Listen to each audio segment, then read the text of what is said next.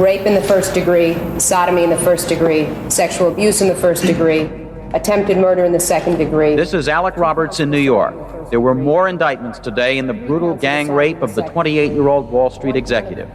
5 teens between the ages of 15 and 17 were charged with numerous rape, sodomy, and assault counts. Pleas by their attorneys for bail were denied.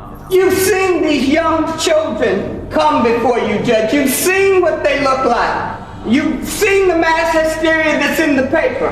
Perhaps that was some advantage of having them to come before you so you could actually see these children.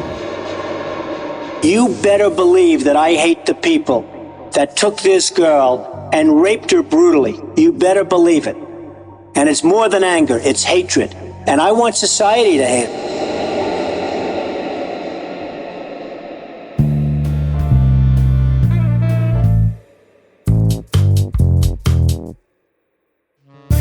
Hello and welcome to I Can Murder a Podcast, Series 8, Episode number 10. I'm back with the boys who have turned into men.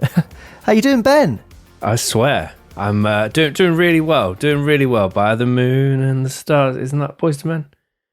No, that's All for One. Oh no, I've done that wrong. I'm doing very well though. Doing very, very well. Hold on a second, Ben. How you doing, Dan? Yeah, good.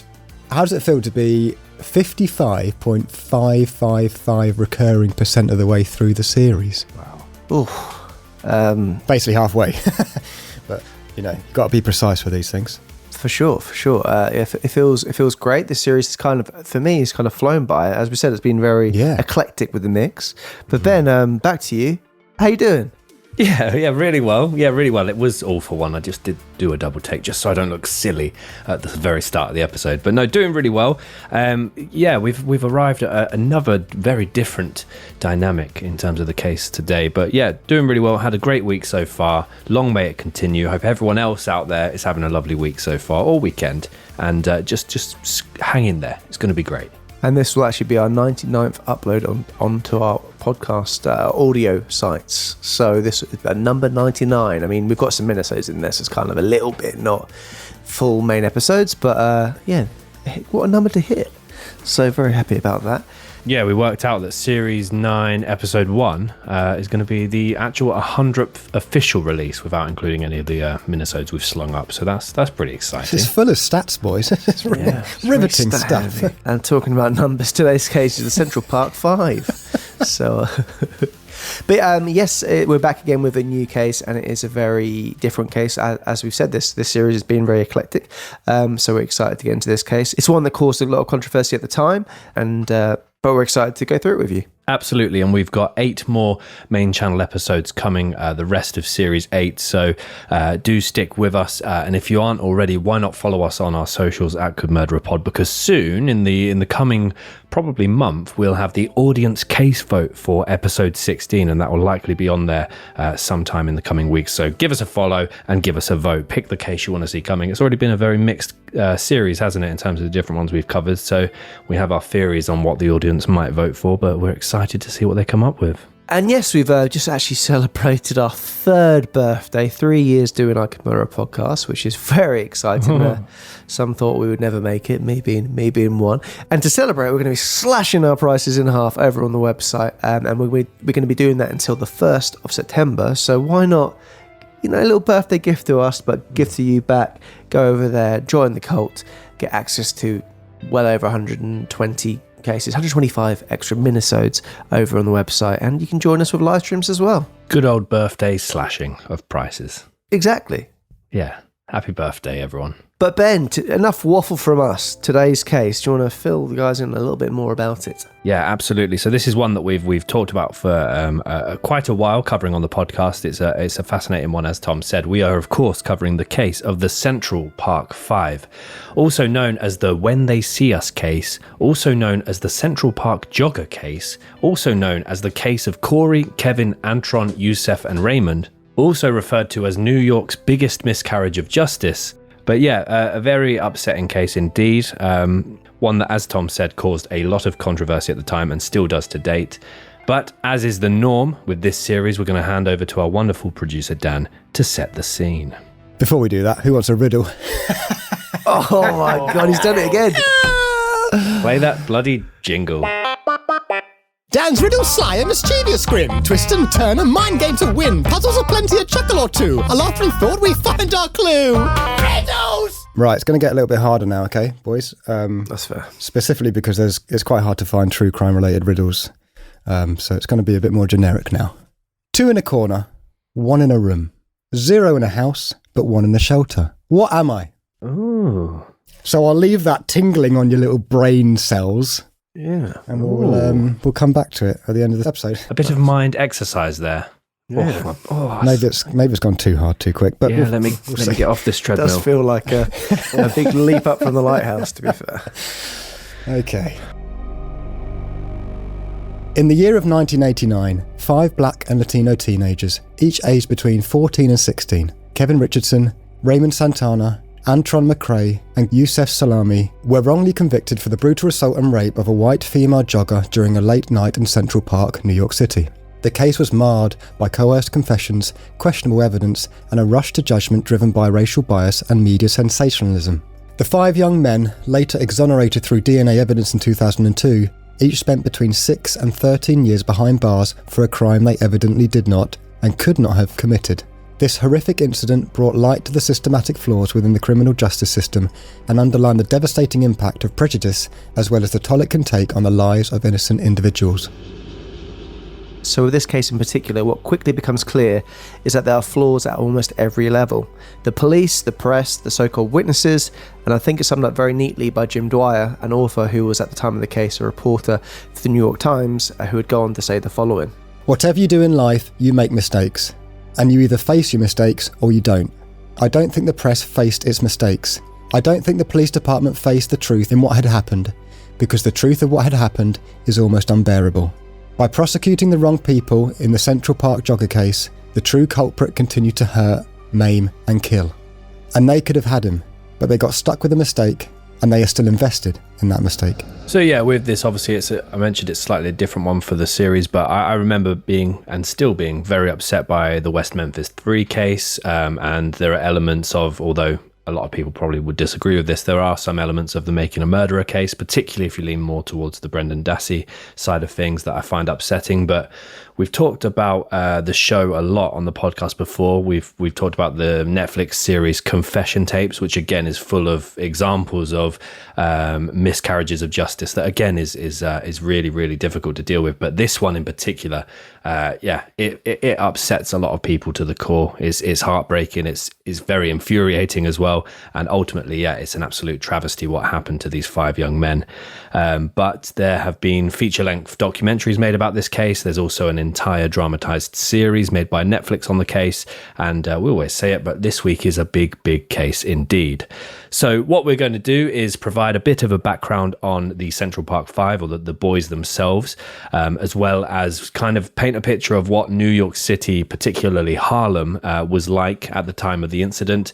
New York was considered one of the most criminally volatile cities in the world during the late 1980s and early 1990s, facing the crack cocaine epidemic, gang wars, racial division, police corruption, poverty, and homelessness, as well as having surging crime rates amongst all of that. In 1989, the year that this case hinges on, New York City was the worst city in America for street robberies, and it set a new, at the time, record for murders. With 1,905 people killed in New York across that year, the first one occurring just 41 minutes into the new year. Which is terrifying. It's a huge case, so let's jump into it. What we're going to do is start with a bit of a background on the boys and then move on to New York and then our timeline. The boys. Keep that bit in, that'd be. I'll slap a bit. Kevin Richardson was born on the 21st of October 1975. He was the youngest of the 5 children born to Linda Cuffey and Calvin Richardson. Kevin, like his many siblings, was born and raised in Harlem, New York City. The family had a low-income household, living in a very modest apartment that was surrounded by several housing projects in the West Harlem area. Kevin and his siblings faced the very immediate challenges of growing up in an environment that was riddled with poverty, high crime rates, and had very limited opportunities for young people.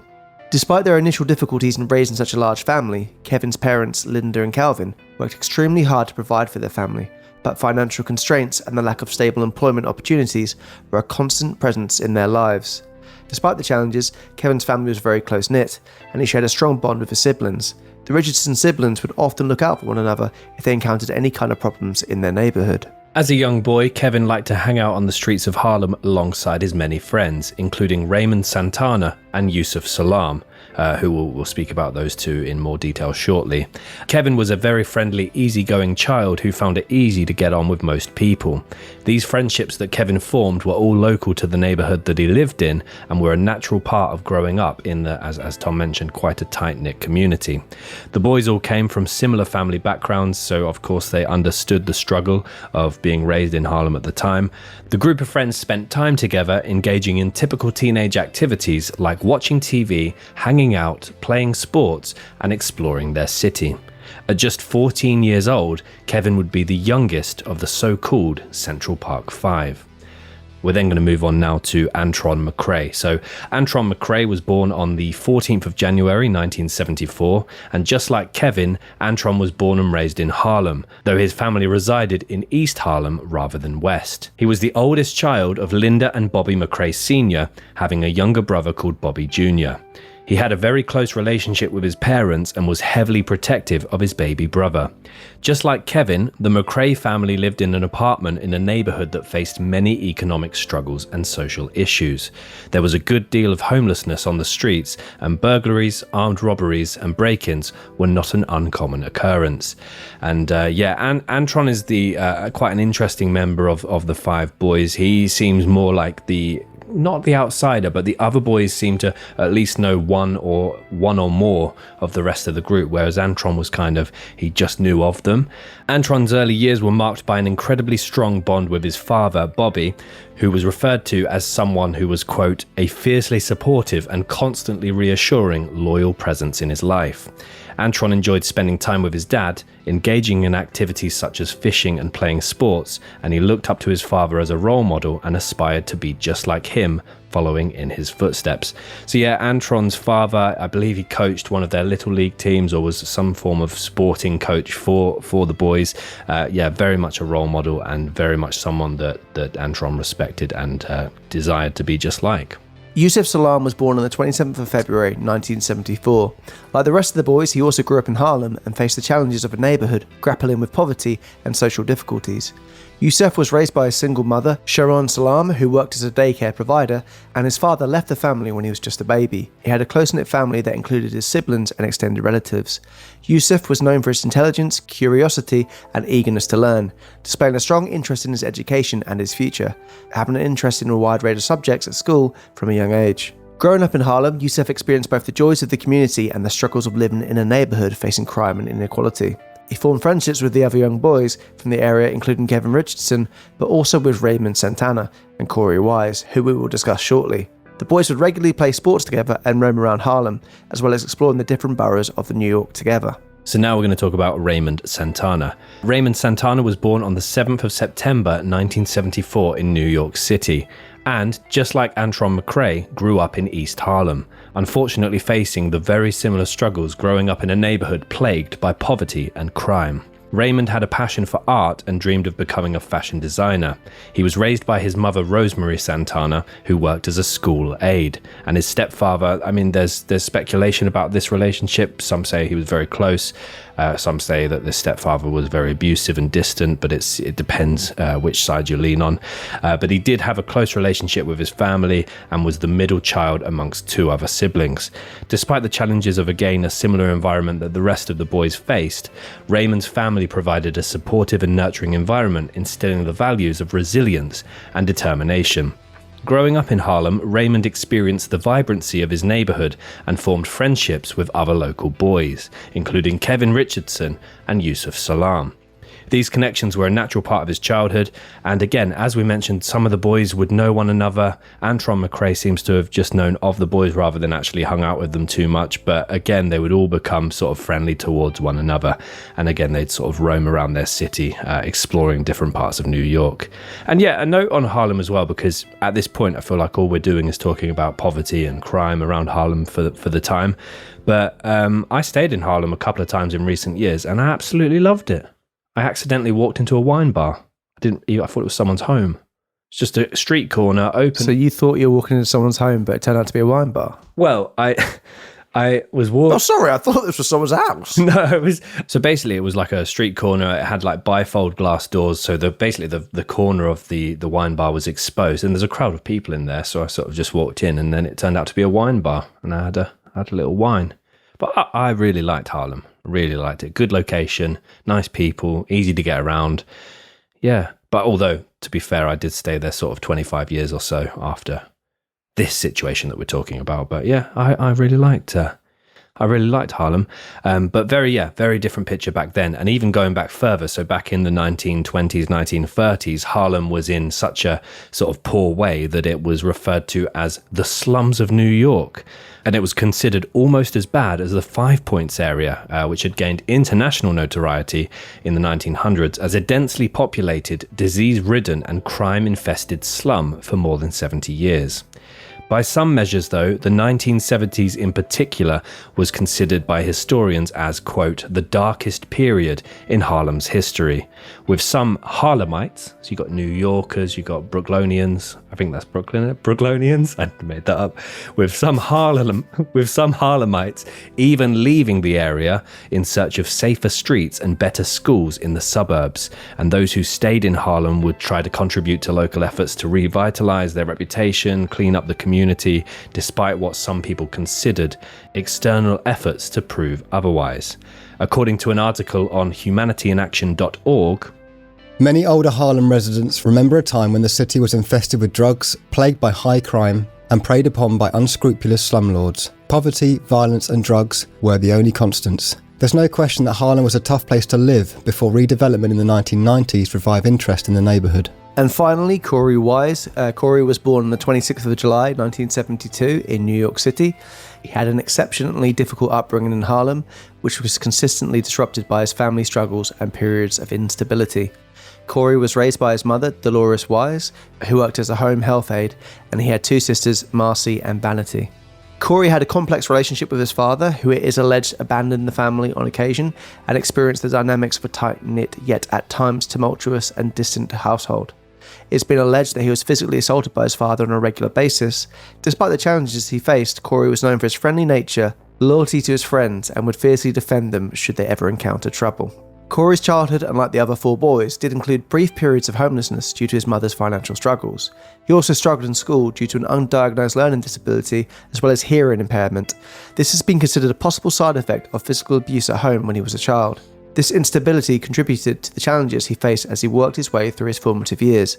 At 16 years old, Corey would be the oldest of the so-called Central Park Five. So that's a bit of an overview on the boys. Obviously, with 5 backgrounds to cover, we have had to condense where we can, but you do see kind of some very distinct similarities in their upbringings. Obviously, they've each got kind of slightly different family dynamics, but yeah, they've definitely struggled during the early years in terms of the area that they're based in. As a group, the boys knew each other from their interactions from within their Harlem community, and as we've mentioned, it seemed like Kevin, Yusuf and Raymond were already relatively good friends with one another, whilst Corey was also friendly with Yusuf. That said, they were not all close friends with Antron.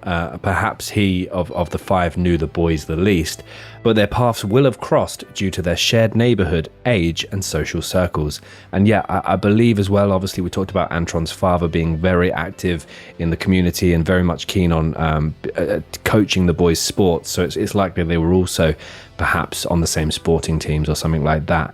So before we move into our timeline of events, what we're going to do is just go on to, I know we've talked about Harlem in quite a bit of detail there, but what we're going to go on to do is highlight just how rife with crime New York City was in the late 80s, and how growing up here was absolutely not without its challenges. So New York City, 1989. Play some sound effects here. Hey, I'm walking here! That's one. Move out of the way, kid. What's that? What is that? Oh, get away from me! What could it mean? Get your slices. Hot dogs. No, hot dogs? Hot dog. That dog should be put down. New York 1989, and much like the upbringings of the Central Park Five, the late 1980s marked a highly tumultuous period for New York City and its almost 16 million residents, with local tensions reaching an all-time high. The landscape was stamped by a highly volatile criminal climate that encompassed a range of challenges, including gang wars, racial division, the war on drugs, as well as the crack cocaine epidemic, growing crime rates, and police corruption. This era saw the city grappling with an unprecedented surge in criminal activities, which left a significant and lasting impact on the city, as well as its reputation and subsequent media portrayals. Gang wars were rampant during the late 1980s, particularly fueled by the crack cocaine epidemic and the vast amounts of money and addiction that this would bring into the city. Various street gangs such as the Bloods, Crips and Latin Kings engaged in fierce territorial battles over drug distribution, resulting in violence and bloodshed on the streets. Many hundreds of innocent people, including women and young children, were killed or trafficked into the gangs. These conflicts exacerbated an already tense environment and contributed to the continued rise in crime rates. Yeah, a lot of gangs there. Wonder how our gangs would have fared. What was yours again? Yours was like, it'll be great. Mine was, it'll be all right on the night, and yours was it. It'll be even better on the night. Oh. Racial division further added to the up and down nature of the criminal climate at the time. New York was described as a, quote, under-policed city with crime out of control and a criminal justice system that just wasn't working. Some of the poorer communities of New York, and particularly the communities of non-white ethnic backgrounds, bore the aggressive brunt of law enforcement's crackdown on crime, often tarring any individual with the same brush in terms of gang membership assumption, and often experiencing disproportionately aggressive policing and profiling. So essentially, yes, some police officers would assume if you were of a certain ethnic background, you were immediately a member of a gang and therefore committing a crime. This strained relationship between the police and minority communities heightened tensions and eroded trust, further fueling a cycle of crime and mistrust. Reverend Al Sharpton even said in 1987, "We cannot reform institutional racism or systemic policies if we're not actively engaged. It's not enough to simply complain about injustice. The only way to prevent future injustice is to create the society we would like to see, one where we are all equal under the law. New York is now the capital of racial violence." As well as this, Yusuf Salaam, one individual of what would later become the Central Park Five, would go on to say, "You're not the same as everyone else, and nobody ever asks who you are. As black and brown people in New York City, it's as if we were born guilty." The war on drugs, we mentioned briefly in the crack epidemic, was launched by the Reagan administration in the 1980s and aimed to combat the growing drug trafficking and abuse, not only in New York but across the country. However, its impact on New York City was well known to be deeply problematic. The heavy-handed approach to the police and legal system led to mass arrests, lengthy prison sentences of which disproportionately affected those in marginalised communities. Rather than alleviating the drug problem, this approach often exacerbated the number of criminals on the streets by pushing low-level offenders into a cycle of incarceration. The introduction of crack cocaine brought a new level of drug-related chaos to New York City. The drug was relatively inexpensive and highly addictive, making it easily accessible to a wide range of individuals. The epidemic was particularly destructive in low-income neighbourhoods, where unemployment, poverty and a lack of opportunities intersected with the lure of quick and easy highs.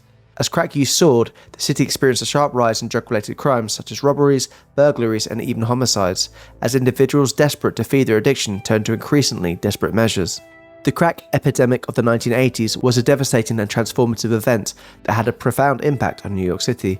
This period was characterised by the rapid spread of crack cocaine, a highly addictive and potent form of the drug, throughout the city's neighbourhoods. The crack epidemic fueled a surge in violent crime, addiction and social instability, leaving lasting scars in communities and contributing to the city's overall decline. The crack epidemic also had a devastating impact on families and communities. Many households were torn apart by addiction, leading to strained relationships, neglect, and shattered homes. Children born to addicted mothers faced a range of health and developmental challenges, perpetuating a cycle of vulnerability. The social fabric of neighbourhoods was further eroded as residents lived in constant fear and communities struggled to cope with the crime and chaos that accompanied the epidemic. The crack epidemic not only contributed to a surge in crime rates, but it also exposed deep-seated issues relating to poverty, inequality, and the lack of effective social support systems in the city. So yeah, New York at the time, obviously we've talked about the gang wars, the rise in crime rates, the racial division, and now obviously you introduced to that landscape the crack cocaine epidemic, and it's becoming even more violent, even more volatile. There's so much going on, and in the poorer communities or the poorer neighborhoods, these crime rates would rapidly soar. So with all of that in mind, as crime rates continued to surge, New York City became notorious for its high levels of violent crime, including homicides, serial killers, sexually violent crimes, and robberies. I did actually watch as well. I don't know if this was necessarily in the same time period. I recently watched that Times Square killer, the torso killer. You haven't seen that yet? Yeah. I tried it a couple of times and it was just a bit slow, but then I actually watched it properly and it's not bad. Not bad, but there was also torso. Also, we're doing Netflix a load of favors this week, but there's also the Trial by Media series on Netflix, which I think is fascinating, and that has the Subway Vigilante, and that was a sort of similar time. And then you had the Son of Sam murders in the previous decade. So the fear of crime itself, without everything else that we've just mentioned, was very much present in daily life, contributing to a sense of urban decay and prompting New Yorkers to adopt precautionary measures, often carrying with them concealed weapons, double locking their doors, and traveling in large groups. This environment understandably made people feel even more insecure and on edge about the likelihood of them falling victim to a crime. So amongst these already terrifying challenges, so you've got gang wars going on, you've got drug trafficking and drug addiction going on, you've got poverty, increased crime rates, you've got murderers, you've got everything going on that you could imagine. Amidst this already, instances of police corruption emerged more and more as a troubling reality. Scandals such as the Dirty 30 and the Mullen Commission revealed cases of officers engaging in bribery, drug trafficking, and other illicit activities. This erosion of integrity within the police force further deepened public mistrust and hindered effective law enforcement. So you've got cases of obviously the racial division, you've got police essentially profiling individuals here completely unfairly, and now the trust between different communities and the police force is at a greater divide than ever before. There's also, and this isn't a Netflix one, so I'm not doing, I'm not on the payroll with Netflix, but there is an amazing documentary film called The 7-5, which is all about police corruption in the 75th precinct of the New York Police Department during the 1980s. And I watched that years ago. I would highly recommend it. It's something that you just can't believe even happened, that was going on a daily basis if you were a corrupt police officer in New York. In 1989, New York City was grappling with high crime rates across several of its boroughs, but certain areas were particularly affected by the surge in criminal activities. The boroughs that generally experienced some of the worst crime rates during this time were the Bronx and Brooklyn. The Bronx and the neighbourhood of Harlem in particular were known for its elevated levels of violent crime, including homicides, robberies and assaults. Poverty, social challenges and lack of economic opportunities contributed to the prevalence of criminal activities in this borough.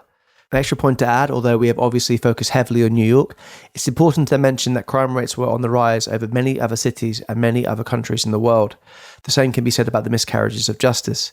America always gets a lot of stick for this, and that could in part be down to the United States being the subject of more wrongful conviction research than any other country in the world.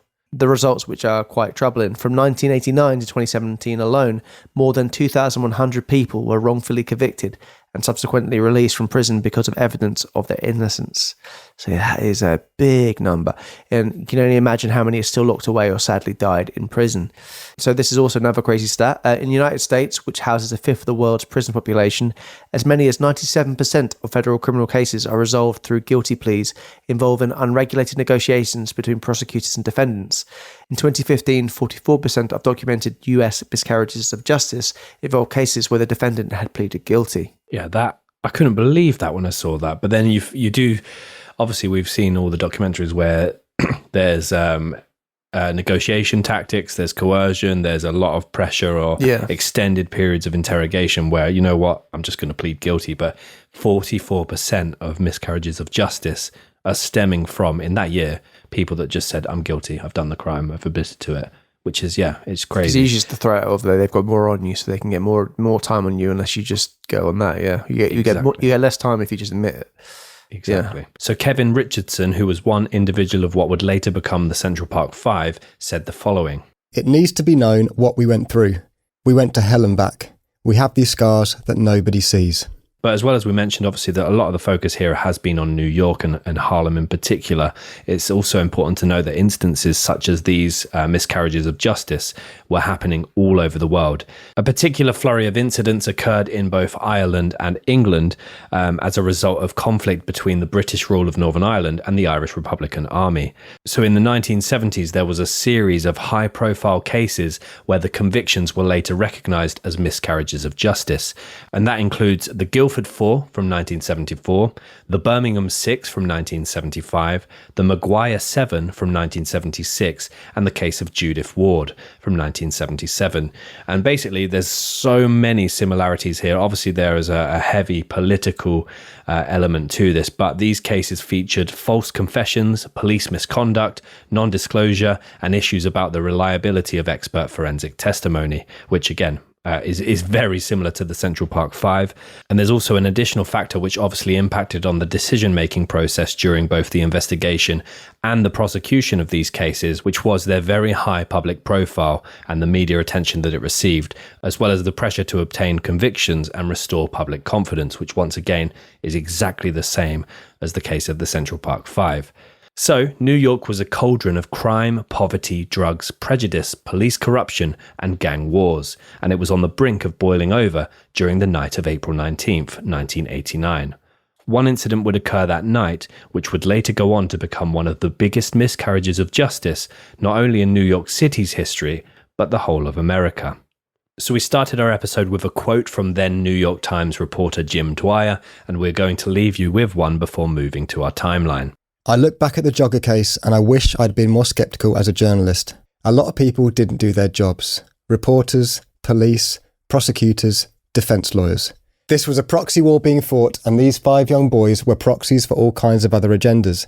And the truth is that reality and justice were not part of it. And it is here that we move to the timeline of the Nightmare in Central Park, the Central Park 5.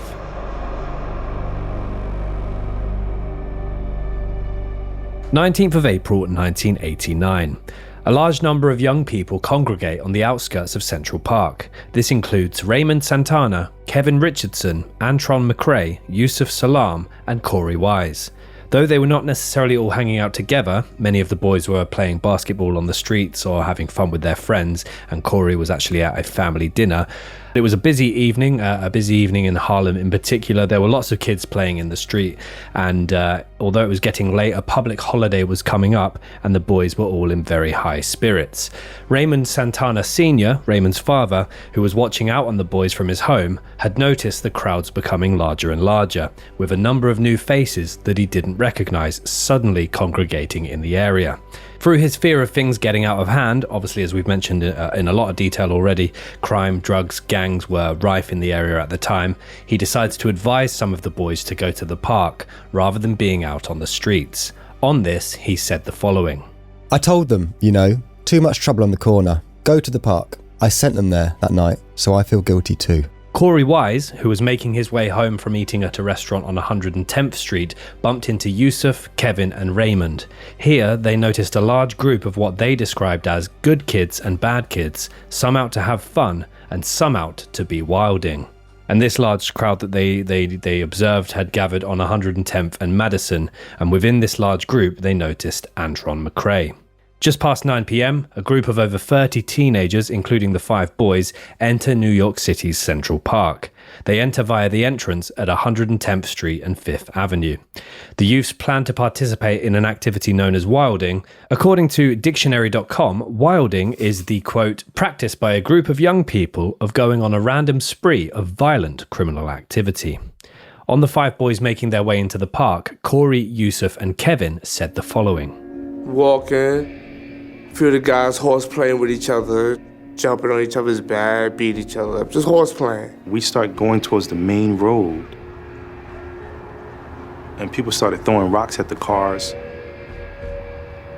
A couple that was on a tandem bike, and some kids was harassing them or saying something to them. Looked like they were trying to pull them off, and the bicyclists held their balance, and they just kept going. So in this instance, some of the group members had planned to rob and harass members of the general public within the park, and it is not clear if Kevin, Corey, Antron, Yusef or Raymond were involved in this, though they each remain adamant to date that they were not. It seems as though many different people encountered the boys at night, and in amongst all the chaos, 2 members of the general public faced significant injuries that resulted in them having to have their injuries tended to at the local hospital. In one retelling of that night's events, members of the Central Park 5 recall some of the group terrorising a homeless man. They collectively say, A homeless person starts walking across the street and the guys surround him. He had some food. Some of the guys out of the group took his and beat him up. They were beating up this guy really badly and, at some point in time, someone poured out a beer bottle and then smashed him in the head with it. Soon enough, the police are notified of the group's behaviour. Police officers arrive at the park and begin to search the local area. The group disperse as they see and hear a police car come towards them. Some members of the group hide behind trees, others try and run away from the area as quickly as possible. It is now reached 10 PM, and after a game of hide and seek with the police, the teens leave Central Park via West 96th Street. Police also decided to leave after the search for the youths was unsuccessful. However, police soon see a group of young men matching the description of the teens they had been searching for. The teens are walking north on Central Park West. Basically, there were numerous reports to police of young black males causing trouble in Central Park, and obviously a homeless person had now been physically assaulted as well. The police attempt to arrest the young men, but petrified, the boys run away, jumping walls to desperately not be arrested by the police. Whilst many of the group are able to escape the police officers, 5 young men are detained. 2 of these men are Kevin Richardson and Raymond Santana. And it is important to note at this point, the police are unaware of the attack on Trisha Maley that we will now go on to discuss. 20th of April 1989. Whilst there had been a group of young men running riot in Central Park, they were not the only ones that people needed to be fearful of that night. At the same time that some of the members of the group were harassing people within Central Park, Trisha Maley was taking her usual after-work run. Trisha was a keen jogger and would often run this route after work. She put her Walkman on and started her run just as she had done so time after time before. However, this jog would end in tragedy. Trisha was struck on the back of the head by a tree branch. She was then dragged into a secluded area of grass off the path and then raped and beaten. Trisha would not be discovered for hours after her attack. So obviously everything that Tom's just described, all of this wilding, the attack on the homeless person, the big congregation of people entering the park, that was all sort of 9 PM through to the early hours of the following morning. This is now obviously, we're going into kind of the dusk hours here. But she wouldn't be discovered until 2 men found her at 2 AM. During the time that Trisha had been alone after her attack, she lost between 75 to 80% of her blood. And when she was found, she was nearly fully naked and she was also convulsing whilst unconscious. After finding Trisha, the men sought help and called an ambulance, where she was then taken to Metropolitan Hospital. And from this point onwards, Trisha would now become known as the Central Park Jogger. And yeah, I mean, she was left in an absolutely unbelievable way here. It's actually remarkable that she survived. When Trisha arrived at the hospital, she was very close to death. She barely had any blood left within her body. From this point onwards, she would be in a coma for 12 days, and due to the severity of her injuries, she was never able to identify her attacker, and she had never been able to remember the attack. Obviously, she got allegedly hit by a tree branch in the back of the head at night in Central Park, so it's understandable, as well as the impact that she suffered. Even, if you remained conscious, it would be hard to notice what had happened in enough time. She also suffered from hypothermia, serious internal bleeding, severe brain damage, and hemorrhagic shock. Her left eye had been moved from its socket and she faced 21 facial fractures. After hearing about the attack, police could see no other suspects than those they were already looking out for. By 11 PM that night, police had in custody those who they believe had committed the attack, and this was the Central Park 5. These boys were aged between 14 and 16, and during their interrogations, the boys were allegedly threatened and coerced into giving false confessions. Yusef reflected on the ordeal and said, I would hear them beating up Corey Wise in the next room. They would come and look at me and say, you realise you're next. The fear made me feel really like I was not going to be able to make it out. This pressure weighed on the boys and caused them to admit the horrific attack on Trisha Maley. Corey Wise was interviewed without the presence of a legal guardian, as he was 16 years old. 4 of the boys were also videotaped, and this is where they admitted that they had participated in the attack of Trisha Maley, by either restraining her or touching her in some way. Antron McRae said during his confession, What happened when you charged her? You charged her, and you got her on the ground. Everybody started hitting her stuff. And she was on the ground. Everybody stomping and everything. And she got hit. Then we grabbed each of, I grabbed one arm. This other kid grabbed my arm and he grabbed her legs and stuff. And he like, also was getting on her, like getting on top of her. I'm sorry, you have Both his arms getting on top of her. Okay, so first it was the black guy, then it was the Puerto Rican guy with the black hood, then you got on top of her. Did you have your pants down when you did that? No. Did you have your fly open? Yeah, but my penis wasn't in her. What happened? I just like, my penis wasn't in her, I didn't put nothing in. I didn't put nothing to her. Well, when you got on top of her, you got on top of her so that you could have sex with her, right? Not really, I just doing this so everybody know. I wasn't like really doing it. You said you were just doing it so that everybody what? Like, everybody just know I did it. Yusuf Salam wrote his statement rather than being video recorded. This became a confession, although he vehemently refused to sign it. The boys all gave different stories to the police, yet they all implicated each other. The boys were allegedly told that they would be able to go home if they told the truth. They were also supposedly told that their friends were using their names to implicate them in the attack. And then this caused the boys to use each other's names within their confessions. So yeah, this is one thing I really got from watching the interviews with the boys. They felt as if, I'm not the one that's going to look like a mug here in terms of if they're all going for me, then I'm going to get them. It was the police, I hate this a horrible way, the police played them perfectly in this. Oh yeah. Which is not, I'm not bigging up the police at all for what they've done. It's fucking hideous. But in terms of them manipulating the boys and getting them to say exactly what they wanted, they put all of them against one another so all of them would say things. I mean, imagine saying, and that's the thing is always people struggle to think about with this. It's why would someone admit to doing something if they didn't do it? Well, they'd been in there for about 13 hours. They hadn't had any drink. They hadn't had any food. It's overnight. They're so tired. They've been shouted at, threatened with abuse. Some being hit, like we said.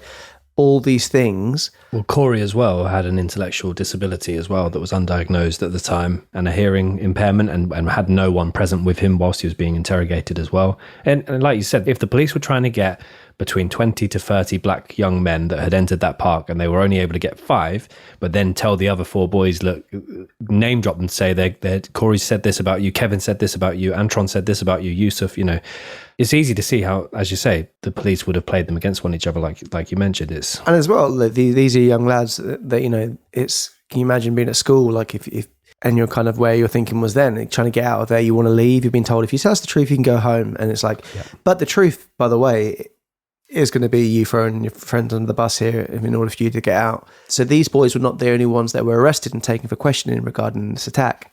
Other members of the young group of men who had been behaving antisocially at the park that night were also questioned, but many of them ended up blaming others. For example, Clarence Thomas told the police about his best friend Corey Wise, and this led to Corey's eventual wrongful imprisonment. So we then move forward a week to the 27th and 28th of April 1989. The media frenzy that ensued after the attack became public knowledge was horrific. The teens were branded as coming from a, quote, world of crack, welfare, guns, knives, indifference and ignorance, a land with no fathers, to smash, hurt, rob, stomp and rape. The enemies were rich, the enemies were white, as said by Pete Hamill, who was a writer for the New York Post. So yeah, really horrific angle there from the press, but they may as well also have been fed information or leaked information from the police of the time. Obviously there was corruption was rife at the time as well. Within the course of these 2 days, on the 27th and 28th of April, all of the boys were indicted for their alleged criminal activity. The Central Park Five, as they were dubbed, faced charges for attempted murder, rape, assault and rioting. 4 out of the 5 boys were charged as juveniles, but Corey Wise was charged as an adult. Because of his age, he was sent to Rikers Island prison. Which, if you've ever read about Rikers, is not a nice place to have been sent. Rikers Island was a notorious prison. It earned nicknames such as Gladiator School and Torture Island. The prisons showed that the city was, quote, unfair to those who became involved in the justice system, and the overwhelming majority who were caught up were black and brown men, as stated by Mr. Corey Johnson at the time, a New York City Council speaker. In 2019, it was announced that the prison would be closed, and its proposed closure is in 2026. And it's a very famous or infamous prison that's had many famous inmates housed there over the time, including Tupac, Sid Vicious, David Berkowitz, and Mark David Chapman. I believe also Lil Wayne has spent some time in Rikers. Yeah, that's what it says in the notes, yeah. Yeah, I just said I believe it, because it was in the notes. Yeah. Lil Wayne. You're trying to act as if you have a bit of knowledge in the hip hop game. Seen him live, bro. Seen him live. So have I, mate. Yeah. We were seeing Blink-182 and he just happened to be supporting. I think you went to get some merch when he was on. No. Went on a beer run.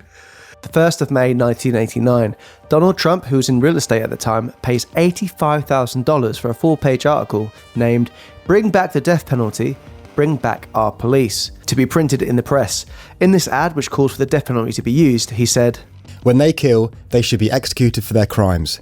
Many New York families, white, black, Hispanic and Asian, have had to give up the pleasure of a leisurely stroll in the park at dusk, a Saturday visit to the playground with their families, a bike ride at dawn, or just sitting on their stoops, giving them up as hostages to a world ruled by the law of the streets, as roving bands of wild criminals roam our neighbourhoods, dispensing their own vicious brand of twisted hatred on whomever they encounter."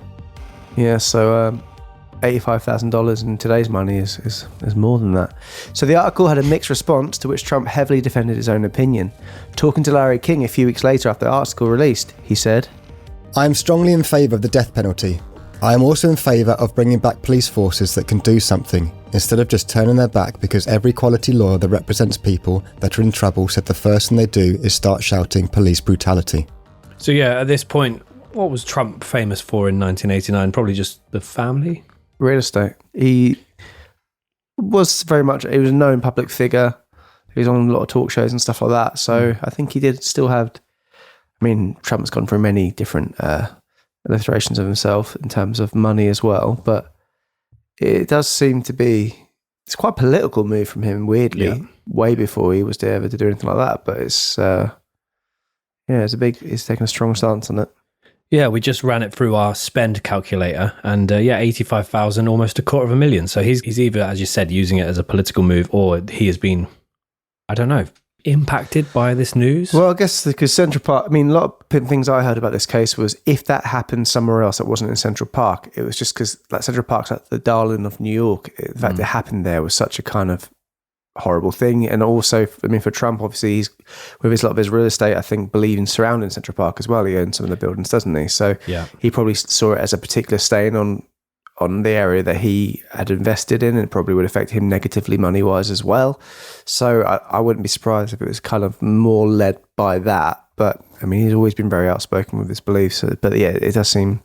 I mean, today he would just tweet it, wouldn't he? And have the same impact. Yeah. But then just spend $85,000 on it. But I just thought, with everything that's happened in this timeline, and obviously you've got bloody Donald Trump sort of slinging his oar in there, getting involved, basically, is what I'm trying to say. And he actually was like, I think they should, bring back the death penalty, which I thought, wow, that's quite a statement, Mr. Trump. So yeah, I thought Trump there's some powerful words from Donald. And I thought, cool, that's interesting.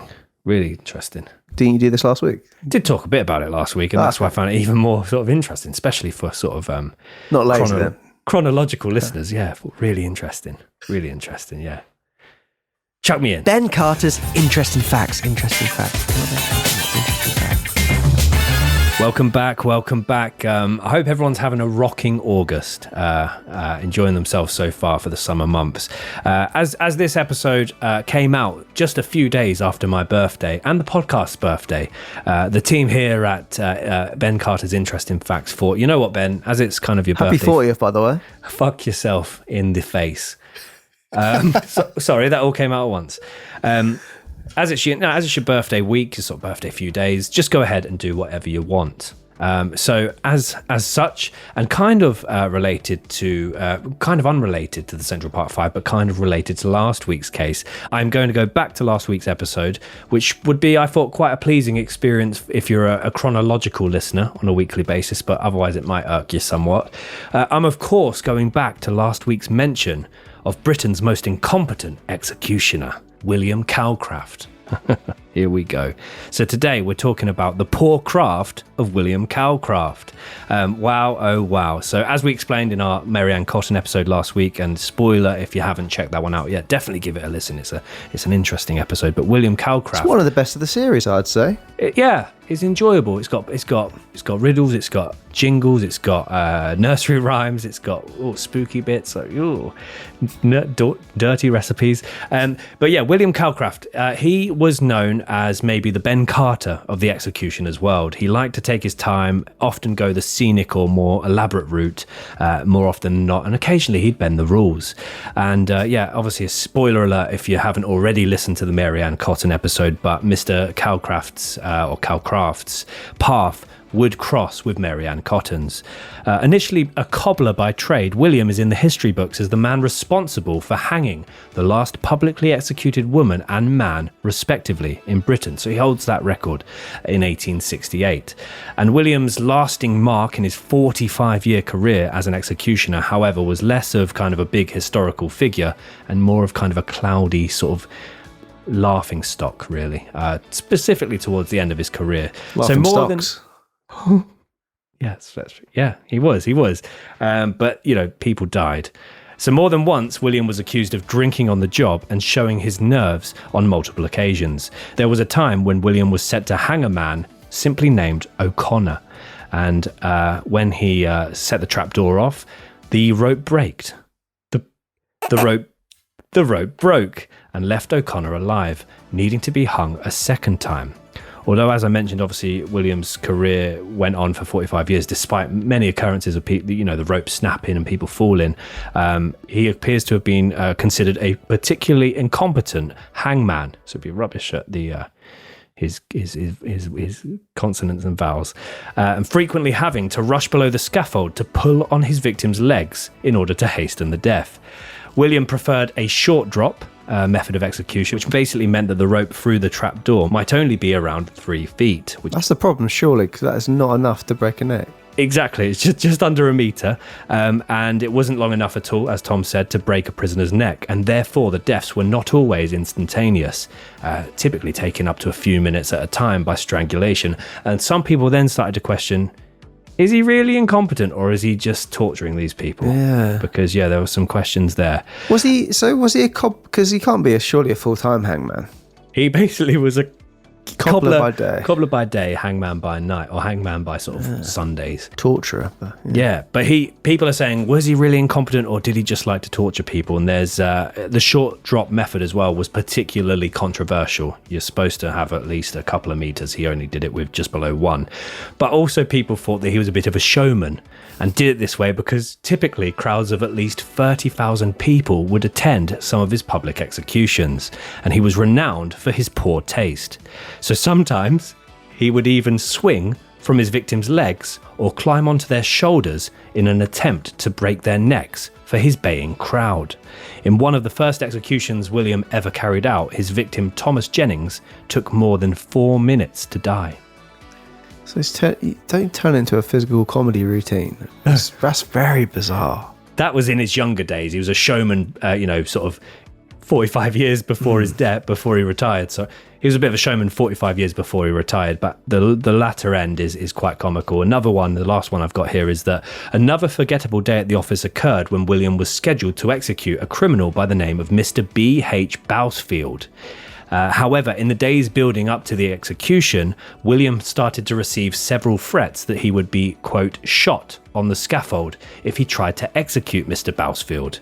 And this really worried William, who obviously was a nervous guy by nature, liked to drink, and these threats completely unnerved him. So much so that he didn't get any sleep for 4 days before the scheduled execution. Finally, the day came, and after releasing the bolt securing the trapdoor on which condemned Mr. Bill Bousfield, William then ran off, leaving Mr. Bousfield dangling by his neck. And a few awkward moments went by, and Mr. Bousfield was able to wrap his legs around one of the support legs of the scaffold on the side of the platform, basically countering the hanging. So he was able to keep himself a loose rope. Upon noticing this, William's assistant tried to push him off, but he wouldn't let go. And they then had to get a prison chaplain to go and find William to finish the execution, as he was just hanging by a scaffold at this point and not hanging in the way that they had hoped. They found William cowering in a restroom and forced a petrified William to return to the scaffold, where he then, quote, threw himself around Mr. Bousfield's legs and by the force of his weight finally succeeding in breaking his neck and strangling him. William's bungling on this particular execution later became the subject of a popular ballad throughout the late 1800s. There is a reason that William's executioner competitors said, Mr. William Calcraft came from a family of slow worms. He choked his prisoners to death. He throttled them. But I execute them. So yeah, there you have it. By no means the excellence of execution. In fact, he kind of frazzled on the scaffold. Incapability at the infirmary. Struggled for them then, but so did William. And yeah, we mentioned him last week and I thought I need to have a little bloody look at that. And yeah, very slapstick. Where is he based in Scotland? Because I went to a pub in Edinburgh called The Last Drop, and that was on the kind of square where they would hang people. He was born in Chelmsford. Oh, so probably not. So yeah, probably not. But The Last Drop sounds like a great name for a pub. Good name. Good name. Back to the episode. Ben Carter's Interesting Facts.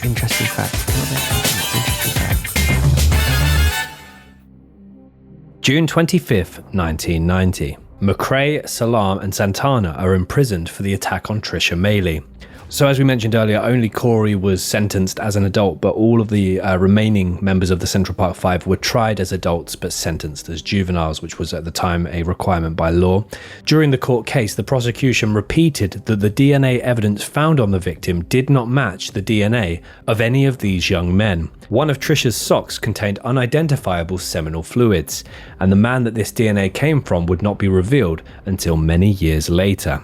Furthermore, the prosecution noted that all of the four boys recorded immediately recanting their confessions, this is obviously with the exception of Corey, after they had finished recording. So yeah, and it's alleged that there was tampering as when they started recording, when they stopped recording, what was allowed to be omitted onto the audio, what was not shared. In addition to this, all of the confessions were inconsistent with each other.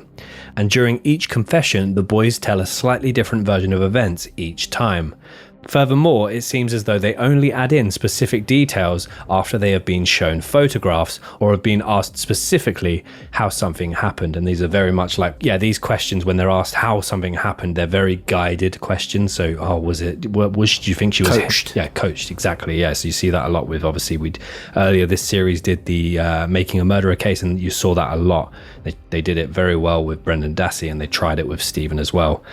As well as this, there was also a clear trail that was still visible in the grass on Central Park where Trisha Maylie was dragged. I believe it was about 16 inches wide. And this trail was clearly shown in many of the crime scene photos. The trail was only wide enough for one person and did not show signs that would have indicated a gang rape, as the police force had suggested. So yeah, she was dragged through a very narrow patch of grass through into a wooded area.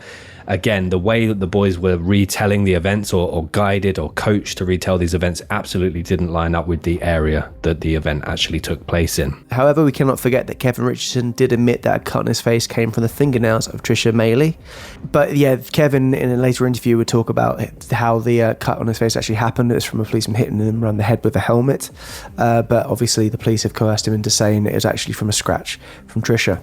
So each of the boys had other people's DNA, including hair and blood, present on their clothes, and whilst DNA testing at the time showed that this hair may have belonged to the Central Park jogger, DNA analysis was not as developed as it is today, and with retrospect we know that this was not in fact Trisha Maylie's hair. Although there was a lack of clear DNA evidence that linked the boys to the scene, eyewitnesses did report seeing some of them walking away from 102nd Street to Transverse Road, which is the area where the Central Park jogger was attacked. More witnesses also reported Kevin Richardson saying, "We just raped somebody," with Raymond Santana laughing that "we made a woman bleed." August 18th, 1990. The jury found all three boys guilty of first-degree assault and first-degree rape in the attack on the female jogger. First-degree robbery and 3 assault charges for the attack on the male jogger, who was also attacked in the crowd. Second-degree assault for an unrelated attack, and first-degree riot. The boys were each sentenced to 5 to 10 years behind bars. So Kevin was also found guilty of first-degree assault and first-degree rape in the attack on the female jogger, first-degree robbery and 3 assault charges for the attack on a male jogger, second-degree assault for an unrelated attack and first-degree riot, but was only charged with attempted murder in the second degree, and first-degree robbery, rape and sodomy. He received 5 to 10 years behind bars. 22nd of October 1990, so Corey Wise and Kevin Richardson were both brought forward for a second and separate trial, and on the 11th of December 1990 they were both found guilty for the attack on Trisha Maley. Much of the evidence that had been used in the previous case against the remaining 3 members of the Central Park Five was used in this case, yet a new witness was called onto the stand during this trial, and that was Melody Jackson. So Melody told the court that she had spoken with Corey Wise whilst he was in prison, and that he had told her over the phone that he did not rape the woman, but he did hold her legs down. Corey was friends with Melody's brother. Once again, DNA evidence was used in this trial, and the forensic examiner within the case found that the hair on Kevin Richardson most likely came from Trisha Maley. But again, it's under questionable terms, because he went on to say that he was able to state these opinions to a reasonable degree of scientific certainty. The jury found Corey Wise and Kevin Richardson guilty on the 11th of December, and Corey was found guilty for charges of first-degree assault, first-degree sexual abuse, and first-degree riot. He was sentenced to 5 to 15 years. And Richardson was the only one of the 5 defendants to be convicted of attempted murder of Maley, and he was sentenced to serve 5 to 10 years in a juvenile facility. And another thing to note here is during the whole of this trial, obviously it was a big talking point for the press. The media were going crazy over it, and a lot of the families were outside protesting the innocence of their children, of their community members. And one of these people leading the protest was Reverend Al Sharpton, who was a big voice in the black community, and it was always fighting for the rights of black people being treated unfairly. So lots of the families were outside constantly protesting and wearing t-shirts with the names of their children saying innocent on the front of them. I think that's a really interesting point as well, because obviously now it's become not only a criminal trial but a very political one. Al Sharpton has become involved, Donald Trump has become involved, all of the family members and friends are now involved, and what's really interesting is I still felt like a lot of the boys and their families felt that maybe there was no chance, based on the fact that they knew they didn't do it, there was no chance that they would actually be convicted, and it's obviously gone completely the way that they had expected it. Yeah, 100%. I mean, like with anything, if you didn't do something, you just don't think you're going to be punished for it, and you think the police will be looking for the person who did commit the crime, but it seemed like the police were happy to rest on their laurels and just assume that they'd done the job and didn't look any further into it. A lot of policemen and a lot of people leading the search, leading the case, would actually go on to, it would help propel them throughout their career because it was such a big case that they settled. But we're going to go into a bit more detail about what would turn this around. So at the sentencing hearing, Yusuf Salam read a poem aloud which said, I look upon this legal lynching as a test by my God Allah. I and many others know I told the truth. I would never disrespect my own religion by lying. Give me the max, as sooner or later the truth will come out. And Tom McRae would also go on to say, I'm not going to let this stop me. I'm going to make it. And Raymond Santana would say, everyone knows I'm innocent of the crime. I never did it. So we now move forward to the 12th of June 2002. So yeah, we're going forward 12 years at this point. Convicted. Fucking scared the shit out of me, that. Well, turn your headphones down. I can hear my own voice.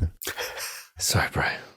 So we now move forward to the 12th of June 2002. So yeah, 12 years have now passed. Convicted rapist Matthias Reyes, also known as the East Side Slasher, confesses to the attack on Trisha Maley. He said that he had followed her after he had spotted her running in the park. He then ran behind her for a while and kept running from side to side behind her to make sure that no one was following them. When he saw the opportunity, he attacked. So an interesting note here, Matthias Reyes was a serial rapist, and his attacks were known to be extremely violent. In the June of 1989, he broke into a pregnant woman's home and raped her whilst her 3 small children screamed and cried for their mother in the room next door. This woman, named Lourdes Gonzalez, would later lose her life at the hands of Matthias Reyes. So Reyes would be caught by a woman's doorman and neighbour after he attacked another woman. Now, the woman was able to escape during this attack, and she was able to tell her neighbour of the horror that had just been inflicted on her. Reyes followed the woman, but was soon held to the ground. This led to his arrest and DNA evidence being taken from him. This evidence proved that he had attacked others, and as a result, he was sentenced to 33 years to life imprisonment for 1 murder, 5 rapes, and 2 attempted rapes. In 2002, Reyes also confessed that he had acted alone in the attack on Trisha Maylee. He allegedly decided to confess after feeling guilty that the Central Park Five were serving time for a crime that he had committed. And there's audio of this as well. It's absolutely horrific because he kind of says it in quite a sinister way, I feel. But he basically goes on to say that he had met Corey Wise for a second time whilst he was incarcerated in Auburn prison.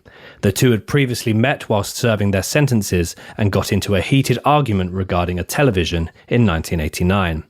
Both have adamantly stated that this is the first time they met and that they didn't know each other at the time of the attack in Central Park. Reyes later apologized to him for this argument, and he and Corey began to talk, which apparently led Reyes to remorse. Speaking on his guilt, Reyes said, "I know it's hard for people to understand, after 12 years, why a person would actually come forward to take responsibility for a crime. I've asked myself that question. At first, I was afraid. I was petrified. At first, I was afraid, but I felt it was definitely the right thing to do." At the time, Corey Wise was the only member of the Central Park Five to still be incarcerated for this crime. It has been reported that during his imprisonment, he eventually stopped going to his parole hearings because he would not admit that he had done the crime. So yeah, obviously that's a clear sign that he's completely given up all hope and was, he didn't buckle to them saying, "Look, just tell us you did it." And this is the way that the police then viewed it, or his prison guards viewed it, as he would not admit. It meant that he was not remorseful, and with hindsight, this is devastating. When Mateus Reyes confessed, a judge allowed Wise to be released immediately. On the 19th of December 2002, DNA evidence proves that Mateus Reyes did attack Trisha Maylee.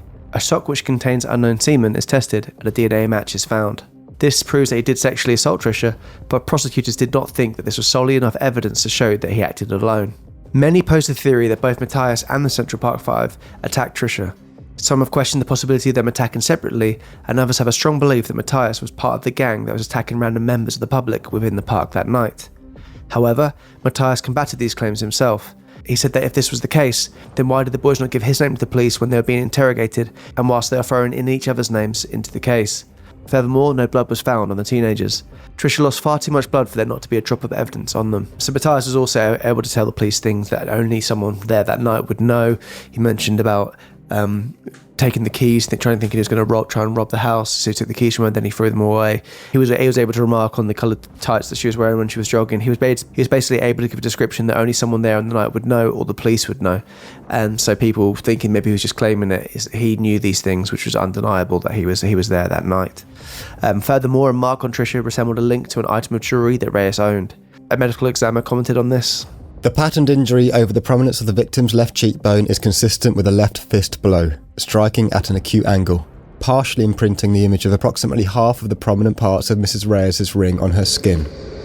So that was the timeline of the Central Park Five. Obviously, we're going to go into a bit of the aftermath and talk a bit more behind what happened whilst the five were serving their sentence, how they were then released, and all of the kind of legacy and cultural impact that this has had in the years since, because there's quite a bit still to go into. Mateus Reyes could never be actually convicted for the rape of Trisha Maylee. This is because the statute of limitations on the case had run out. And according to Nat Lawman, who would know, the statute of limitations is a time limit for filing criminal charges against someone. After the time limit has passed, the government cannot prosecute, try or punish a person regardless of the evidence against him or her. The case is said to be statute barred. Today, Mateus is still in prison. He was eligible for parole in August of 2022. Trisha Maylee made a name public after she released a book in 2003 titled I Am the Central Park Jogger. The book details how Trisha recovered from the attack and her injuries. It was the release of this book that allowed for the public to finally know the name of the person who had been previously dubbed the Central Park Jogger. So despite her injuries, and it was an absolutely vicious, horrific attack on her, despite the extent of those injuries, she always remained of the opinion that she did have more than one attacker. But after it was announced that Mateus Reyes had confessed, she said, "When I heard the news that there was an additional person found whose DNA matched, that wasn't a tremendous surprise. But when he said that he and he alone had done it, that's when some of the turmoil started, wondering, Well, how can that be? Despite being attacked, Tricia did not let this incident define her. She later became a motivational speaker in 1998 and used her experience to help others. She continued to jog after her attack, and just 3 months after the incident, she joined the Achilles Track Club, and in 1995, she ran the New York Marathon. She married her husband in 1996, and the two are still happily married to this date. She also continues her help with others by working with trauma victims at the hospitals where she was treated. So obviously we talked about Tricia for many years remaining of the opinion that she had more than one attacker. However, then she also stated obviously it wasn't a tremendous surprise when Reyes came forward. She had assumed obviously that Reyes was just an additional member of those that had attacked her. And despite clear evidence showing this to not be true and that Reyes was the sole attacker, Linda Fairstein continues, despite all of the overwhelming evidence, she continues to uphold the opinion that the methods used against the Central Park Five during their investigation and trial were lawful. And this includes obviously all the coerced interrogations, all the kind of coached or guided questioning. Obviously no advisor or family member or legal representative being present during the interrogations. She even believes that Mateus was involved with the gang, and collectively all 6 of them attacked Tricia Mailey. So just for some additional context there, Linda was the lead prosecution for the case. So in those years, New York was incredibly divided, and Linda had a lot of support, though she was extremely harsh in the way that she would accuse the defendants and assert them into this particular case. She obviously remained defiant even after the evidence came forward and the admission from Mateus. She still remained adamant that the 5 boys were guilty. In 2003, an investigation was conducted by the New York Police Department into their handling of the case. They found there to be no wrongdoing on their part, which, if you're conducting an investigation into your own department, you probably don't, Despite the new evidence and wrongful convictions, many of the police departments still maintain their opinion that their arrests that day were correct. Many still hold the opinion that they arrested sex offenders that day, which I don't know if that's a case of just pig-headedness or if it's a case of they'd rather think it was right rather than live with the fact they've arrested these boys who lost their childhoods and, are imprisoned. In 2019, a Netflix dramatization of the Central Park jogger case was released. So the series, called When They See Us, follows the Central Park Five and was hugely successful. The show ended up receiving 11 awards from award shows in both the UK and America. Although many watched and enjoyed the show, Linda Fairstein did not. She said the show was so full of distortions and falsehoods as to be an outright fabrication. She did end up claiming defamation and taking Netflix to court. She said the show portrayed her as a racist, unethical villain. Hashtag cancel Linda Fairstein was created after the show was released. So she's the person I mentioned earlier as well. Her career, this gave her a massive boost back in the day when she was finally able to settle the case. But now it seems like the crows are coming to roost. That's not even an expression, but I'm sticking with it. The pigeons are coming back to the nest, smugly. After the release of the series When They See Us, Donald Trump was asked if he would apologise to the young men who were charged for the rape of Tricia Mailey.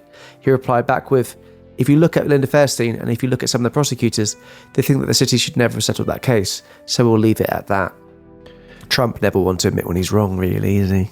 Yeah, exactly. Yeah, he usually doubles down more often than backing down, which is a scary move sometimes to make. Linda as well, Linda Fairstein. So she obviously made all these comments about Netflix, sued them for defamation. She also tried to write, she's gone on to become quite a successful author regardless, but she did try to write numerous books about the case of the Central Park Five, but multiple publishers dropped her around the same time that she took Netflix to court. So I don't know. In the documentaries I've seen, she comes across as very stern, but she was using politics and race almost as trying to use it as evidence in this case. It was a bubbling cauldron at the time, wasn't it? And she happened to be the witch dancing around it. That's bloody love that. Dan wasn't even listening. So obviously a very highly pivotal moment in this case was when Mateus Reyes came forward, and later DNA advances came forward as well in this case. And after lengthy multiple appeals, Raymond Santana was finally released in 1995. Antron McCrae in 1996, and Yusuf Salam as well as Kevin Richardson in 1997. Unfortunately, Corey Wise had to wait another 5 years until he was released in August of 2002. Today, the Central Park Five are still majorly affected by the wrongful conviction that faced them for so many years, and clearly the courts agreed. It took them over a decade, but in 2014 they received a settlement of $41 million, with Corey receiving $12 million of that. On this settlement, Corey said the following: "You can forgive, but you won't forget. You won't forget what you lost. No money can bring that time back. No money can bring the life that was missing or the time that was taken away." Yeah, because that's the horrible thing. For 5 young men, it's not just many, many years, so they've all served between sort of 6 to 13 years each. It's super, super important formative years of your life, your adolescence gone. If you look at yourself when you're 15 to now, and you think, if you had that time in jail, you just learn a completely different way of life, not know how to interact, not know how to socialise. Yeah, it's horrible. The documentary has really painted that picture really clearly, just in terms of like how they're all still suffering, and it's not a case of you start thinking, 12 million for that long. How long would I do it? It's like, it's not a joke. They lost their childhood, they lost their innocence. Even when some of them were released, they were applying for jobs and unable to get them because on the sex offenders list and whatnot. It was Yeah. So also Raymond Santana Sr., Raymond's father, even decades on from this, still has so much trauma because obviously he was the one that said, boys, go from the corner, go to the park. It'll be safer there.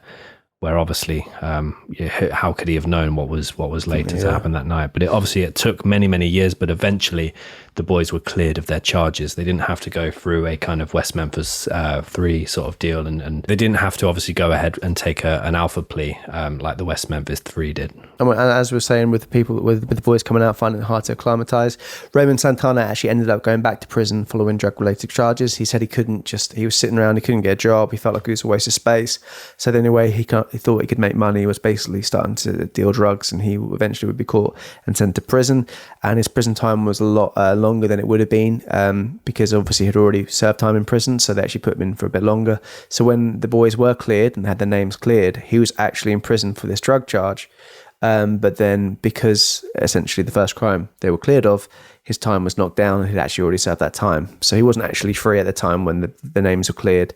But yeah, so it just goes to show there's always a ripple effect with all these things that go on. So a little bit of a brighter ending here when we talk about where the guys are today. Today, Kevin Richardson now has a high school diploma and has since married and has become a father. Antron McCrae now lives in Atlanta with his children. Raymond Santana now owns his own clothing company named Park Madison NYC. He has also had a daughter. Corey Wise founded the Corey Wise Innocence Project. The project gives free of charge legal service to those who state that they have been wrongfully convicted. Yusuf Salam has had 10 children, has become a motivational speaker and author. Yes, luckily the men are all out now, and they're living the lives that they've claimed back. So that is the case of the Central Park Five.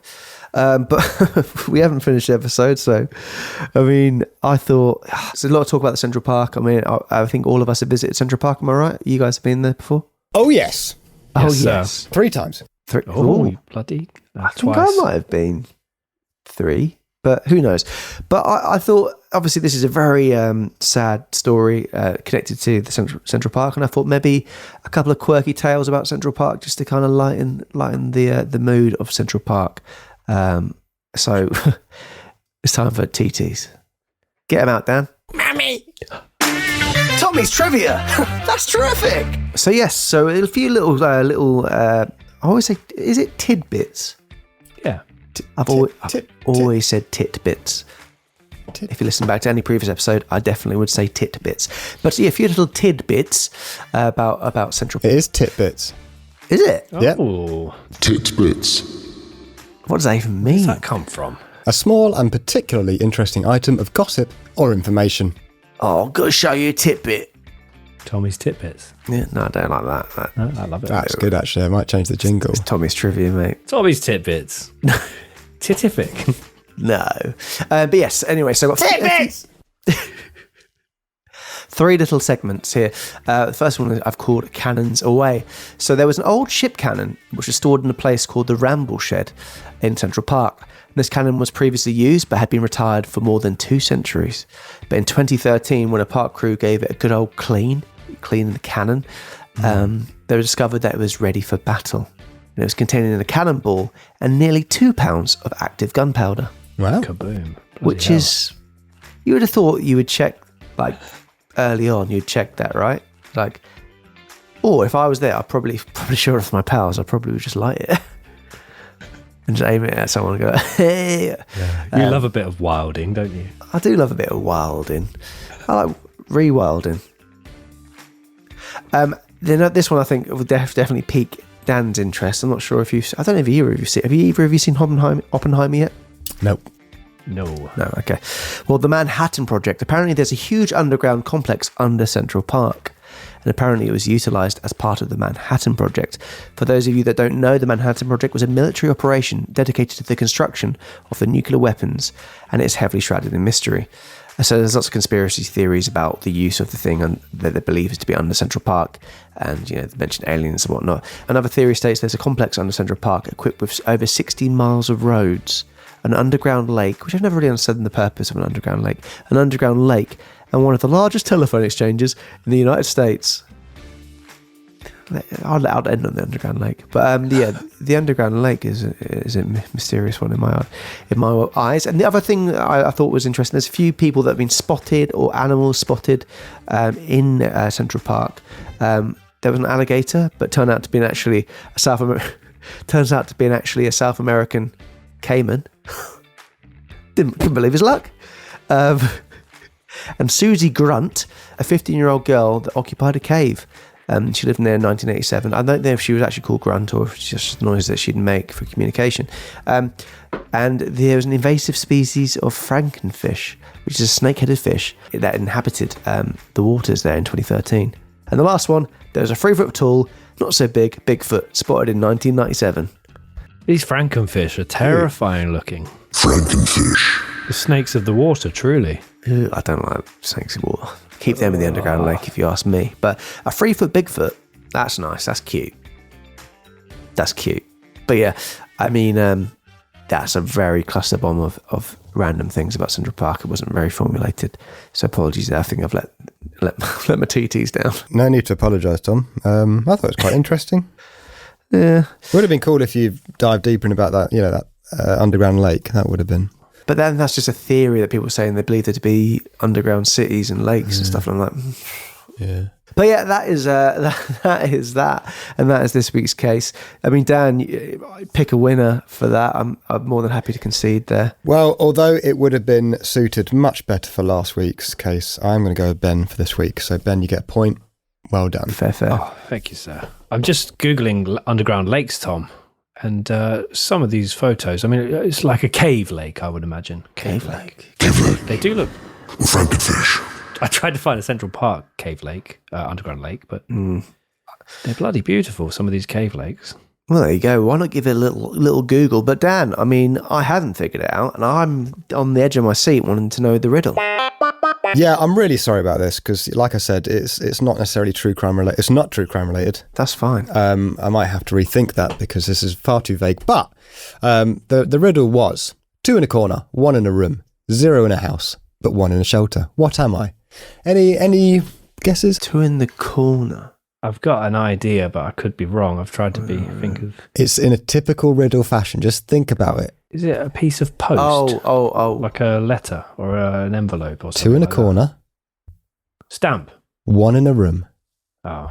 0 in a house, but 1 in a shelter. Yeah. He's got it. This is sick content. What is it? R. Fucking smashed it. The letter R. Oh, letter. Well done, Tom. Very impressive. Because I thought that was very hard, actually. Well, yeah, I was until you did the little bit of a gimme. I didn't have it at all. Yeah. Well done. Dan's riddle sly and mischievous grin. Twist and turn, a mind game to win. Puzzles are plenty, a chuckle or two. A laughter in thought, we find our clue. Riddles! But yes, thank you so much, guys, for listening. We hope you guys enjoyed it. We'll be back next week with a brand new case. Ben, have you got a little sneaky clue for next week's case? Cool, blimey. Yeah, of course I have. Next week, here's my clue. Next week, you might want to hide half your bag of your favourite crisps. There you go. I mean, yeah, good luck with that. And yes, guys, if you listen to us on Spotify or on iTunes, please leave us a cheeky little review. It helps more than you'll ever know. Thank you so much for your support. and we're excited to be back next week. And we're getting through this season, but we've been a few people saying it's been the favourite season, which you do love to hear. You love that, don't you? You love that. If you want to go a little step further and help us out, it would be amazing if you could share us on your social medias, pop us in your Insta story, tweet about us. You can do threads, I believe, about us as well, or TikToks, whatever you want to do. Just chuck us out there and tell your friends about us. We'd really, really appreciate it. And if you just can't wait until next week's episode, then at the time of recording, 125 minisodes that are really hour long, mostly at this point. And we have our own private RSS feed, so you can take them with you.